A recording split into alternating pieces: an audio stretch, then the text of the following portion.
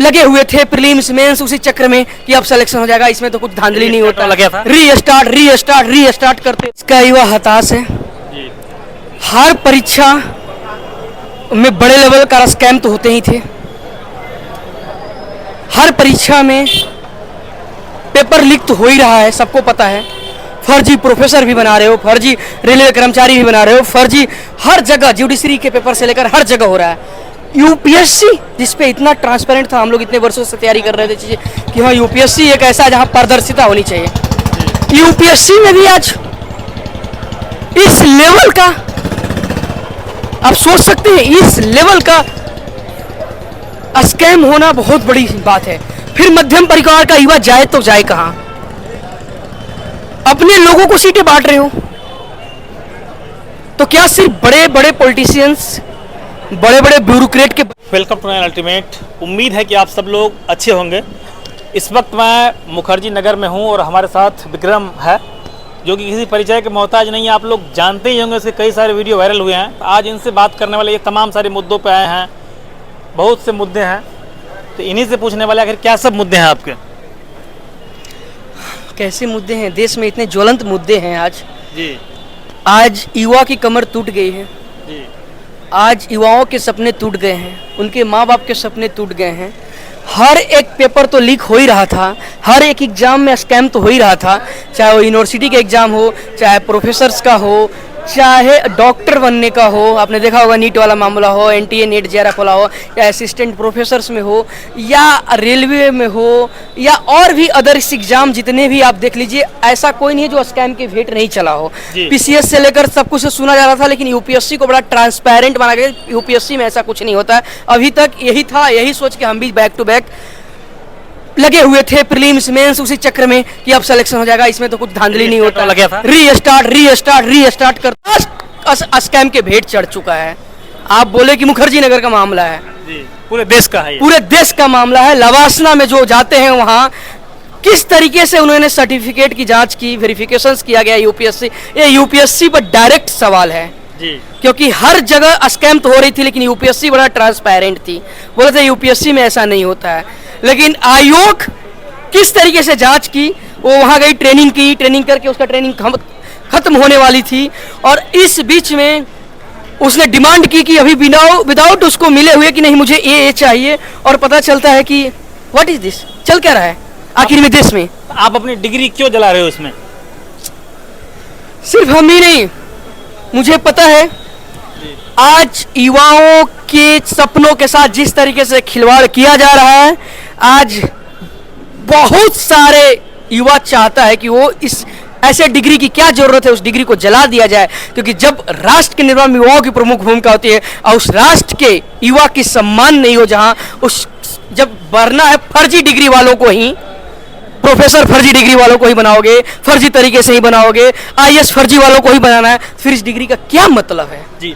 क्या लगता है आपको रवि जी, आप जैसे कि बता रहे थे, आपसे उस दिन भी बात हुई थी, ये बात सही है क्या? हर चीज में फर्जीवाड़ा चल रहा है क्या? देखिए बिल्कुल फर्जीवाड़ा तो हो रहा है, इसमें तो दो राय बिल्कुल भी नहीं है। दूसरी बात आप ये देखेंगे कि देश की परिस्थितियां कैसे, देश की युवाओं की कमर टूट रही है।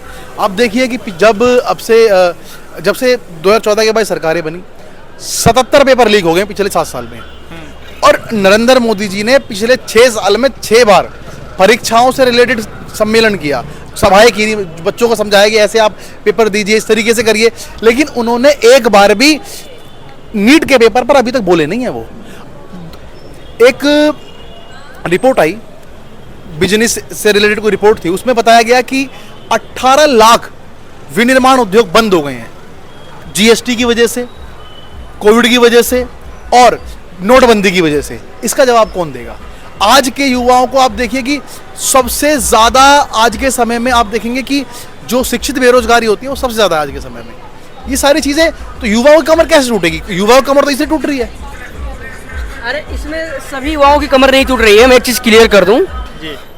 जो सोने के चम्मच लेकर पैदा हुए हैं, लड़का या लड़की दोनों की बात कर रहा हूँ, युवा की बात हो रही है, तो उनकी नहीं टूट रही है। वो तो डायरेक्ट एंट्री कर रहे हैं ना, देख ही रहे हैं आप, मामला आ रहा है हर क्या कहोगे आप इस पे? अब देखिए आप ये चीज देखिए कि जो डबल इंजन करते हैं ये लोग, आप अधिकतर देखेंगे कि जहां पेपर लीक हुए हैं वो सरकारें किसकी हैं? या तो स्टेट में यूपी को देख लिए, आरओ लीक हुआ, उत्तर प्रदेश कांस्टेबल लीक हुआ, उत्तर प्रदेश पीसीएस का पेपर नहीं कराया गया, उसके बाद आपका नेट का पेपर लीक हुआ, सॉरी नेट का पेपर कैंसिल हुआ, नीट का पेपर लीक हुआ। पिछले कुछ समय में आप देखेंगे 2016 से लेकर आज तक कम से कम इतने ज्यादा पेपर लीक हुए और सरकार चुप है। और इन्होंने, अब देखो कमाल की बात, इन्होंने जोशी जी हैं जो नीट के चेयरमैन हैं, उन्हीं की ड्यूटी लगा दी कि आप जांच करिए। मतलब कि अगर कांस्टेबल भ्रष्टाचार कर रहा है तो दरोगा जांच करेगा, इसका मतलब वही विभाग है। मतलब इनको कोई सेंट्रल एजेंसी नहीं मिली नीट के पेपर जांच कराने के लिए। और आप अगर युवा उसके लिए प्रदर्शन करते हैं तो आप उन पर लाठीचार्ज करते हैं। उत्तर प्रदेश में देख लीजिए, आप उत्तर प्रदेश में छात्रों को गिरा के मारा गया, और बिहार में देख लीजिए। अब ऊपर से देखिए सुप्रीम कोर्ट ने कहा कि भाई पेपर लीक हुआ है, धर्मेंद्र प्रधान जी ने क्या बोला कि नहीं पेपर लीक नहीं हुआ है। उसके बाद जब सुप्रीम कोर्ट और सख्त हुआ, जब धर्मेंद्र प्रधान जी कह रहे हाँ पेपर लीक हुआ है, हम इसकी जांच करेंगे। अरे भाई साहब, 6 जनवरी को बिहार में प्रभात करके एक न्यूज़पेपर है, भास्कर है, सब में खबर चल रही है कि नीट का पेपर लीक होगा, नीट के पेपर वहां पकड़े गए, पर्चे वहां पकड़े गए, लेकिन हुआ क्या? फाइनली कुछ हुआ ही नहीं। उसके बाद जब, और देखो अब ये देखिए कि सरकारें कैसे इन्वॉल्व होती हैं। 4 जून को प्रधानमंत्री का रिजल्ट आना था लोकसभा का, और 4 जून को ही नीट का रिजल्ट क्यों आया, जबकि 14 जून को नीट का रिजल्ट आना था, ताकि इस पर पर्दा, इलेक्शन रिजल्ट के चक्कर में इस पर पर्दा डाला जाए। नरेंद्र मोदी, आप जैसे कि मतलब गोपालपुर से मुखर्जी नगर के बगल में आप रहते हैं, तो आप बताइए मुखर्जी नगर में क्या बदलाव आपको नजर आ रहा है? जब पहले भी आप देखे होंगे मुखर्जी नगर, अभी भी देख रहे हैं, क्या आपको अंतर? देखिए मुझे बदलाव ये नजर आ रहा है कि जिस तरीके से आप देखेंगे कि रोजगार आना बंद हो गया है, वैकेंसीज आनी बंद हो गई हैं। मैं वन बाय आपको बताता हूँ। 2014 से पहले SSCGL में 20,000 वैकेंसी आती थी, अब 4,4500 आती हैं। 2014 से पहले यूपीएससी में हर साल 1100 वैकेंसी आती थी, अब 250-300 आती हैं। 2014 से पहले मैं आपको बता दूं, उत्तर प्रदेश पीसीएस में 600, 700, 800 वैकेंसी आती थी, आज की डेट में 251। और 251 में भी अजीब बात देखिए कि अधिकतर वैकेंसी वो होती हैं जो टीचर से रिलेटेड होती हैं, जो मतलब जो टीचर बनते हैं। उससे क्या हुआ कि बच्चों का मनोबल गिर गया कि वैकेंसी नहीं आ रही है, वैकेंसी नहीं आ रही है, पेपर लीक हो। और ऊपर से जब बच्चे ने कहा चलो कोई बात नहीं आ रही है तो फिर भी हम मेहनत करेंगे। देखिए यहाँ आने में हर किसी का माता पिता सक्षम नहीं होता है पढ़ाने में, हर किसी के घर में उतना दम नहीं होता है कि वो 20,000 रुपये प्रति माह बच्चे को दें, वो जाके पढ़ें। और उसके बाद रिजल्ट क्या मिलता है, या तो पेपर लीक हो जाता है, या फिर वैकेंसी इतनी कम आती है कि बच्चा फर्स्ट एड हो जाता है। अब आप बताइए। स्कैम तो अब इस लेवल से हो रहे हैं जी कि जिस कुर्सी पर मजिस्ट्रेट साहब बैठकर न्याय करेंगे, जज साहब, उनकी कॉपियां बदल जा रही है रातों रात। पीसीएस जे के कॉपी बदल दी जा रही है। यूपीएससी में किस लेवल का होता था ये सबको पता चल चुका है, लेकिन सब छुपी रहती थी, क्योंकि इस तरीके से पॉलिटिकली, सोशली इस तरीके से माइंड में दे दिया जाता था कि नहीं यूपीएससी बड़ा ट्रांसपेरेंट है। और मैंने ऐसे यूपीएससी सेलेक्टेड लोगों से मिला हूं जो मिल के दिल से आवाज आती थी कि यार कैसे सेलेक्ट हो गया है। अपने साथ कई लोग बैठते थे, उनको भी मैंने देखा है। मैं अपनी तो लिस्ट लाया हूं, मैं आपको पढ़ के बताता हूं कि कौन कौन सा पेपर कब कब लीक हुआ है, ठीक है? आप अगर आपके पास अगर 2 मिनट है तो मैं आपको पढ़ के बताता हूं। देखिए, अगस्त 2014 में army recruitment exam paper leak, June 2015 में एपीएमटी परीक्षा लीक, मार्च 2016 में SSC CPO ASI SI paper leak, जून 2016 में बीए फर्स्ट ईयर का पेपर लीक, जुलाई 2016 में नीट सेकंड पेपर लीक, 2017 में आर्मी रिक्रूटमेंट पेपर लीक, 2017 में एसएससी एमटीएस लीक, 2018 में क्लास 10 का गणित का पेपर लीक, 2018 में गुजरात पुलिस कांस्टेबल का पेपर लीक, इग्नू का एमसीए का पेपर लीक, 2019 में महाराष्ट्र बोर्ड 10वीं क्लास का पेपर लीक, फरवरी में यूपी बोर्ड का paper leak, national law admission test leak, Manipur का 11वीं क्लास का पेपर लीक, बीपीएससी का पेपर लीक, तेलंगाना में एसपीएससी का पेपर लीक, असम का पेपर लीक, पुलिस कांस्टेबल का पेपर लीक, आरओ एआरओ का पेपर लीक। इतने सारे पेपर लीक क्यों हो रहे हैं? जी आप बताइए क्यों हो रहे हैं?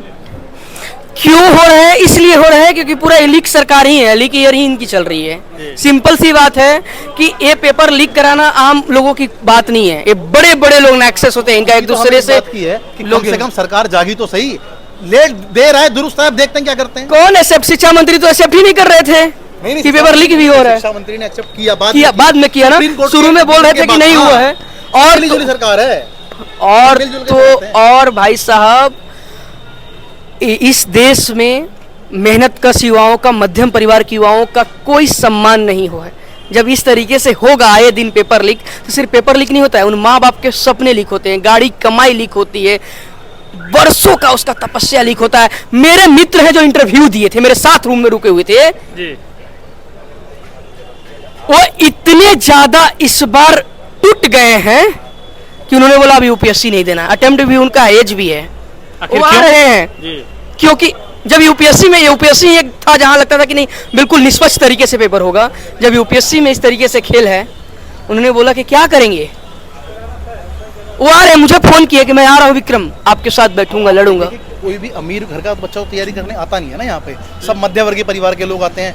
जो किसी ने जिनके पास सक्षम नहीं होते, कोई अपने पशुओं को बेच करके आता है, कोई ज़मीन बेच करके आता है, कोई पढ़ने लिख, कोई जो जिनके गवर्नमेंट परिवार में जो 3rd ग्रेड की नौकरी करते हैं, वो सोचते हैं हमारा बच्चा भी गवर्नमेंट सर्वेंट में आ जाएगा। देखिए, एक गरीब तबके के व्यक्ति को मध्य वर्ग से ऊपर आने में क्या क्या आप मुझे बताइए क्या योगदान आता है? सिर्फ नौकरियां, सरकारी नौकरियां विशेष तौर पर, क्योंकि उनके पास अगर 10-20 लाख रुपए अगर होगा तो वो क्यों 20-30 लाख रुपए होगा बिजनेस करेगा, कोई क्यों वो करेगा ये बताइए। कोई भी बड़े घर का बच्चा नहीं आता यहाँ तैयारी करने के लिए।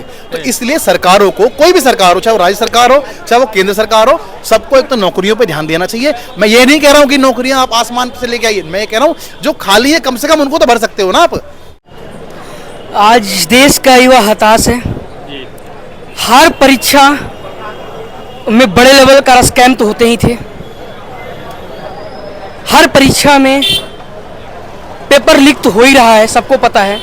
फर्जी प्रोफेसर भी बना रहे हो, फर्जी रेलवे कर्मचारी भी बना रहे हो, फर्जी हर जगह, जुडिशरी के पेपर से लेकर हर जगह हो रहा है। यूपीएससी जिसपे इतना ट्रांसपेरेंट था, हम लोग इतने वर्षों से तैयारी कर रहे थे कि हाँ यूपीएससी एक ऐसा जहां पारदर्शिता होनी चाहिए, यूपीएससी में भी आज इस लेवल का, आप सोच सकते हैं इस लेवल का स्कैम होना बहुत बड़ी बात है। फिर मध्यम परिवार का युवा जाए तो जाए कहां? अपने लोगों को सीटें बांट रहे हो, तो क्या सिर्फ बड़े बड़े पॉलिटिशियंस, बड़े बड़े ब्यूरोक्रेट के बच्चे ही सिस्टम में जाएंगे? गरीब मध्यम मिडिल फैमिली के बच्चे नहीं जाएंगे? तो कहीं ना कहीं डायरेक्ट इस सिस्टम से निकाला जा रहा है। इससे पहले भी ना जाने कितने लोगों को ऐसा हुआ होगा, क्योंकि यूपीएससी पर एक ऐसा रहता है कि ब्लाइंडली लोग विश्वास करते हैं कि भाई यहाँ कुछ ऐसा स्कैम नहीं हो सकता, लेकिन ये तो इस लेवल का स्कैम हुआ कि सब कुछ फर्जी, और ऐसे ना जाने कितने फर्जी। ये सारे देश में वीडियो वायरल है, सबको पता है, लोग देख रहे हैं, पूरी चैनल पर चल रही है। जी, तो आप डिग्री क्यों दिलाने जा रहे हो? क्या करेंगे इस डिग्री का? हमारे जैसा और भी अन्य साथी हुआ, क्या करें आखिर? बताइए आप ही, क्या करेंगे इस डिग्री का? क्या करें आखिर में? आज देश का युवा इस तरीके से हताश है कि अपनी डिग्रियां जलाने के लिए विवश है, मजबूर है। एक सपने लेकर आया था कि माँ बाप के सपने, अपने सपने कि हाँ हमें आईएएस बनेंगे, और कोई घर बेच कर आता है, कोई खेत बेच कर आता है। कई सारे बच्चों को देखा हूं जिनको शाम को सब्जी के लिए पैसे नहीं होते हैं। उस वेदना को समझिए, और उन बच्चों के साथ उन लोगों को बैठाया जा रहा है सिस्टम में जो डिजर्व ही नहीं करते हैं। और जब ऐसे लोग आएंगे सिस्टम में, तो इसीलिए तो पूरे देश में आज घून लगा हुआ है। इस बात को आप समझ रहे हैं? आपके चैनल के माध्यम से पूरे राष्ट्र के युवाओं से खासकर अपील करता हूं, अपने अधिकारों के लिए आओ, आवाज लगाओ, आवाज उठाओ, और बड़े लेवल पर आंदोलन करो, भूख हड़ताल करो, जरूरी है। नहीं तो कहीं का नहीं रहोगे। कब 20 से 25, 30, 35 एज ओवर हो जाएगी फिर तुम, क्योंकि आज जो सरकार में बैठे हैं उनको युवाओं का चीख दर्द नहीं सुनाई दे रही है, उनको दर्द से कोई इनको मतलब नहीं है। हर पेपर लीक हो रही है, और अब तो यूपीएससी में इस लेवल का स्कैम सामने आ गई है।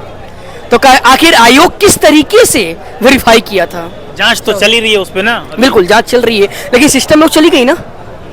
अब मान लीजिए कि कोई XYZ कोई बंदा है और वो लवासना तक पहुंच गया, ट्रेनिंग कंप्लीट करके आया, फिर वो धौंस दे रहा है कि हमको ये फैसिलिटी दे दो। मतलब अब जांच करके पता चला तब जांच हो रही है, जब ये धौंस देने लगी तो, नहीं तो पता भी नहीं चलता। ऐसे कई हैं। एक ये पूजा, इससे पहले एक पूजा और सिंगल थी जो अपने कॉलेज में टॉपर थी, स्कूल में टॉपर थी, यूपीएससी में टॉपर थी, सबसे कम एज का, लिम्का बुक ऑफ रिकॉर्ड्स में भी उनका नाम था, सबसे कम एज की आईएएस थी। और करप्शन में भी इतनी बड़ी करप्शन की कि आज जो जेल में है। मतलब सिंपल सी है कि पेपर 4 एथिक्स एंड इंटीग्रिटी न जाने कैसे लोग पढ़ते हैं। बात होती है ड्यूटीज की आर्टिकल 51A की, तो पता नहीं क्यों ये जाकर वहाँ भूल जाते हैं किस तरीके से वो पढ़ते हैं। नैतिकता भूल जाते हैं, कॉन्स्टिट्यूशनल राइट्स को भूल जाते हैं, ड्यूटीज को भूल जाते हैं।